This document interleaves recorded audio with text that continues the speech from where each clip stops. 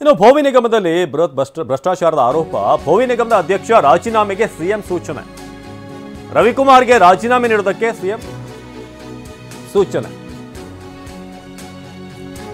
ಟಿವಿ9ಗೆ CM ಕಚೇರಿ ಮೂಲಗಳಿಂದ ಮಾಹಿತಿ. ಲಂಚದ ಆರೋಪ ಬಯಲಾಗ್ತಿದ್ದಂತೆ ಹಾಗೆ ಅಲ್ಲಿ ರಾಜೀನಾಮೆಗೆ ಸೂಚನೆ ನೀಡಲಾಗಿದೆ. ಶೀಘ್ರದಲ್ಲೇ ಅಧ್ಯಕ್ಷ ಸ್ಥಾನಕ್ಕೆ ರವಿಕುಮಾರ್ ರಾಜೀನಾಮೆ ನೀಡುವಂತ ಸಾಧ್ಯತೆ ಇದೆ.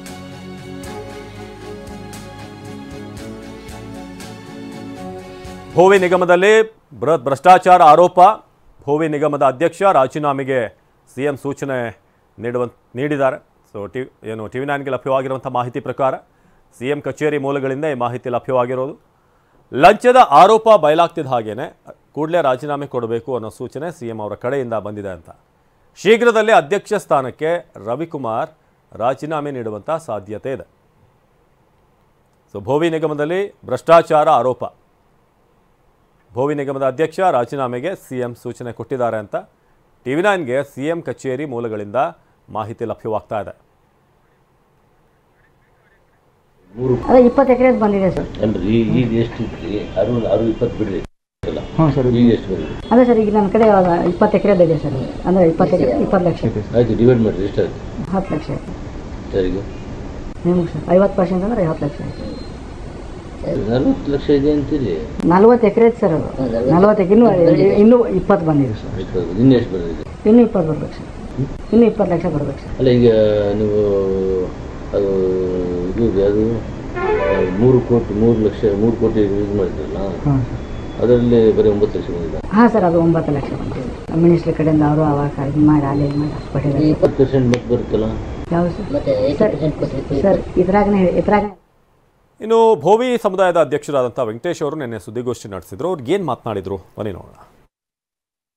ಬೇಲಿಯೇ ಎದ್ದು ಒಲಬೇಕಂತೆ ಹಾಗೆ ಮಾನ್ಯ ನಿಗಮದ ಅಧ್ಯಕ್ಷರೇ ಸರ್ಕಾರಿ ಕಚೇರಿಯಲ್ಲಿ, ಸರ್ಕಾರಿ ಚೇಂಬರ್ನಲ್ಲಿ ಮಧ್ಯವರ್ತಿಗಳೊಂದಿಗೆ ನನಗೆ 60% ಕೊಡಬೇಕು ಅಂತ ಮಾತನಾಡಿರುವಂಥದ್ದು ವಿಡಿಯೋ ಸ್ಟಿಂಗ್ ಆಪರೇಷನ್ ಆಗಿ ವಿಡಿಯೋ ಆಗಿದೆ. ಅಂದ್ರೆ ಹಿಂದೆ ಆರೋಪ ಮಾಡ್ತಾ ಇದ್ರು ಏನಂತ, ಬಿಜೆಪಿಯವರು 40% ಹಗರಣ ಮಾಡಿದ್ರು ಅಂತ ಆರೋಪ ಮಾಡಿ ಕಾಂಗ್ರೆಸ್ ಅಧಿಕಾರಕ್ಕೆ ಬಂದ ನಂತರ ಬಿಜೆಪಿ ಆರೋಪ ಮಾಡ್ತಾ ಇತ್ತು ಕಾಂಗ್ರೆಸ್ 60% ಲಂಚ ಸಂಗ್ರಹ ಮಾಡ್ತಾ ಇದೆ ಅಂತ. ಅದಕ್ಕೆ ಪೂರಕವಾಗಿ ಭೋವಿ ಅಭಿವೃದ್ಧಿ ನಿಗಮದ ಅಧ್ಯಕ್ಷರು ತನ್ನ ಸರ್ಕಾರಿ ಕಚೇರಿಯಲ್ಲಿಯೇ 60% ನನಗೆ ಕೊಡಬೇಕು ಅಂತ ಡಿಮ್ಯಾಂಡ್ ಮಾಡಿದ್ದಾರೆ.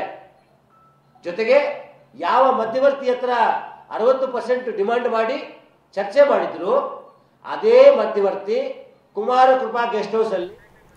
ಪ್ರಸನ್ನ ಈ ಬಗ್ಗೆ ಹೆಚ್ಚಿನ ಮಾಹಿತಿಯನ್ನು ನೀಡ್ತಾರೆ ನೇರ ಸಂಪರ್ಕದಲ್ಲಿ. ಪ್ರಸನ್ನ, ಭೋವಿ ನಿಗಮದಲ್ಲಿ ಕಮಿಷನ್ ದಂಧೆ ಆರೋಪಕ್ಕೆ ಸಂಬಂಧಪಟ್ಟ ಹಾಗೆ ಸಿಎಂ ಕಚೇರಿಯಿಂದ ಟಿವಿ9ಗೆ ಲಭ್ಯವಾಗಿರುವಂತಹ ಮಾಹಿತಿ ಏನು, ಸದ್ಯಕ್ಕೆ ನಾವು ಮಾಹಿತಿ ಇದೆ ಅಂತ ಅಪ್ಡೇಟ್.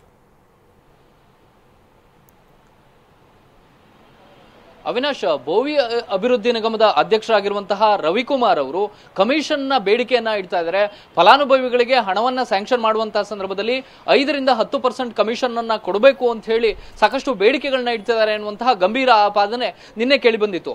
ಇದಕ್ಕೆ ಸಂಬಂಧಪಟ್ಟ ಹಾಗೆ ವೆಂಕಟೇಶ್ ಮೌರ್ಯ ಅನ್ನುವಂಥವರು ಭೋವಿ ಅಭಿವೃದ್ಧಿ ಅಧ್ಯಕ್ಷರಾಗಿರುವಂತವರು ಅವರು ಪತ್ರಿಕಾಗೋಷ್ಠಿಯನ್ನ ಮಾಡಿ ಒಂದಷ್ಟು ದಾಖಲೆಗಳನ್ನ ಬಿಡುಗಡೆ ಮಾಡ್ತಾರೆ. ಇದರಲ್ಲಿ ಒಂದು ರೀತಿಯ ಸ್ಟಿಂಗ್ ಆಪರೇಷನ್ಗೆ ಸಂಬಂಧಪಟ್ಟಂತಹ ದಾಖಲೆಗಳು, ಆ ವಿಡಿಯೋದಲ್ಲೂ ಕೂಡ ರವಿಕುಮಾರ್ ಅವರು 5% 10% ಅನ್ನುವಂತಹ ಒಂದಷ್ಟು ಪದಬಳಕೆಯನ್ನ ಮಾಡ್ತಾರೆ ಮತ್ತು ದುಡ್ಡನ್ನ ಡಿಮಾಂಡ್ ಮಾಡುವುದಕ್ಕೆ ಸಂಬಂಧಪಟ್ಟಂತಹ ವಿಡಿಯೋ ಕೂಡ ಲಭ್ಯವಾಗಿತ್ತು. ಇದಕ್ಕೆ ಸಂಬಂಧಪಟ್ಟ ಹಾಗೆ ಗಂಭೀರ ಆಪಾದನೆ ಸರ್ಕಾರದ ವಿರುದ್ಧವೂ ಮತ್ತು ಭೋವಿ ಅಭಿವೃದ್ಧಿ ನಿಗಮದ ಅಧ್ಯಕ್ಷ ರವಿಕುಮಾರ್ ವಿರುದ್ಧ ಕೇಳಿ ಬಂದಂತಹ ಹಿನ್ನೆಲೆಯಲ್ಲಿ ಇದೀಗ ಮುಖ್ಯಮಂತ್ರಿಗಳ ಕಚೇರಿಯಿಂದ ಮತ್ತು ಸಮಾಜ ಕಲ್ಯಾಣ ಇಲಾಖೆ ಸಚಿವ ಎಚ್.ಸಿ. ಮಹದೇವಪ್ಪ ಅವರ ಕಚೇರಿಯಿಂದಲೂ ಕೂಡ ಸಂಪೂರ್ಣವಾದ ಮಾಹಿತಿಯನ್ನ ಪಡೆದುಕೊಳ್ಳಲಾಗಿದೆ. ಯಾವ ಕಾರಣಕ್ಕೋಸ್ಕರ ಫಲಾನುಭವಿಗಳ ಕೈಯಲ್ಲಿ ಈ ರೀತಿ ಕಮಿಷನ್ನ ಬೇಡಿಕೆಯನ್ನು ಇಡಲಾಗಿತ್ತು ಅನ್ನೋ ಬಗ್ಗೆ ಸಂಪೂರ್ಣವಾದಂತಹ ವಿವರಗಳನ್ನ ಕೊಡಿ ಅನ್ನುವಂತಹ ಒಂದು ನೇರವಾದಂತಹ ಸೂಚನೆಯನ್ನ ಮುಖ್ಯಮಂತ್ರಿಗಳ ಕಚೇರಿಯಿಂದಲೂ ಕೊಡಲಾಗಿದೆ. ಜೊತೆಗೆ ಭೋವಿ ಅಭಿವೃದ್ಧಿ ನಿಗಮದ ಅಧ್ಯಕ್ಷರ ವಿರುದ್ಧವೇ ಈ ಆಪಾದನೆ ಕೇಳಿ ಬಂದಂತಹ ಹಿನ್ನೆಲೆಯಲ್ಲಿ ರವಿಕುಮಾರ್ ಅವರಿಗೆ ಮುಖ್ಯಮಂತ್ರಿಗಳೇ ನೇರವಾಗಿ ಕರೆಯನ್ನ ಮಾಡ್ತಾರೆ. ಮತ್ತು ಈ ವಿಚಾರಕ್ಕೆ ಸಂಬಂಧಪಟ್ಟ ಹಾಗೆ ಮುಖ್ಯಮಂತ್ರಿಗಳು ತರಾಟೆಗೂ ಕೂಡ ತೆಗೆದುಕೊಂಡು ತಕ್ಷಣವೇ ರಾಜೀನಾಮೆಯನ್ನು ಕೊಡಬೇಕು ಅನ್ನುವಂಥ ಸೂಚನೆಯನ್ನು ಕೊಟ್ಟಿದ್ದಾರೆ ಎನ್ನುವಂಥ ಮಾಹಿತಿ ಲಭ್ಯವಾಗಿದೆ. ಆದರೆ ಇದುವರೆಗೂ ಕೂಡ ಭೋವಿ ನಿಗಮದ ಅಧ್ಯಕ್ಷರಾಗಿರುವಂತಹ ರವಿಕುಮಾರ್ ಅವರು ತಮ್ಮ ಕಚೇರಿಯ ಕಡೆ ಸುಳಿದೇ ಇಲ್ಲ. ವಿವಿ ಟವರ್ನಲ್ಲಿರುವಂತಹ 20ನೇ ಫ್ಲೋರ್ನಲ್ಲಿ ಭೋವಿ ಅಭಿವೃದ್ಧಿ ನಿಗಮದ ಕಚೇರಿ ಇದೆ. ಇದಕ್ಕೆ ಸಂಬಂಧಪಟ್ಟ ಹಾಗೆ ಇಲ್ಲಿಯೇ ಈ ಒಂದು ವಿಡಿಯೋ ದಾಖಲೀಕರಣ ಆಗಿತ್ತು ಮತ್ತು ಯಾರು ಹಣವನ್ನ ಕೊಡಬೇಕು ಅಂತ ಹೊರಟಿದ್ರು ಅವರು ಕೂಡ ಇಲ್ಲಿಯೇ ಬಂದು ಈ ಕಮಿಷನ್ ಆರೋಪಕ್ಕೆ ಸಂಬಂಧಪಟ್ಟ ಹಾಗೆ ವಿಡಿಯೋ ದಾಖಲೆಗಳನ್ನು ಕೂಡ ಮಾಡಿಕೊಂಡಿದ್ರು. ಇಷ್ಟಾದ್ರೂ ಕೂಡ ಈ ಕಚೇರಿಯತ್ತ ಇವತ್ತು ಆಪಾದನೆ ಬಂದಂತಹ ರವಿಕುಮಾರ್ ಅವರು ಇದುವರೆಗೂ ಕೂಡ ಬಂದಿಲ್ಲ. ಜೊತೆಗೆ ರಾಜೀನಾಮೆ ಕೊಡೋ ಬಗ್ಗೆಯೂ ಕೂಡ ಅಂತಿಮ ತೀರ್ಮಾನವನ್ನು ಇದುವರೆಗೆ ತೆಗೆದುಕೊಂಡಿಲ್ಲ. ಮುಖ್ಯಮಂತ್ರಿಗಳು ಈ ರೀತಿ ಖಡಕ್ ಸೂಚನೆ ಕೊಟ್ಟ ಬಳಿಕೂ ಕೂಡ ಬಹುದೊಡ್ಡ ಆಪಾದನೆ ಅವರ ಮೇಲೆ ಕೇಳಿ ಬಂದಾಗಲೂ ಕೂಡ ಇನ್ನೂ ಯಾಕೆ ರವಿಕುಮಾರ್ ರಾಜೀನಾಮೆ ಕೊಡೋದಕ್ಕೆ ವಿಳಂಬವನ್ನ ಮಾಡ್ತಿದ್ದಾರೆ ಅನ್ನುವಂಥದ್ದು ಸಾಕಷ್ಟು ಅನುಮಾನಗಳನ್ನ ಮೂಡಿಸ್ತಾ ಇದೆ. ಅವಿನಾಶ್, ಧನ್ಯವಾದ ಪ್ರಸನ್ನ.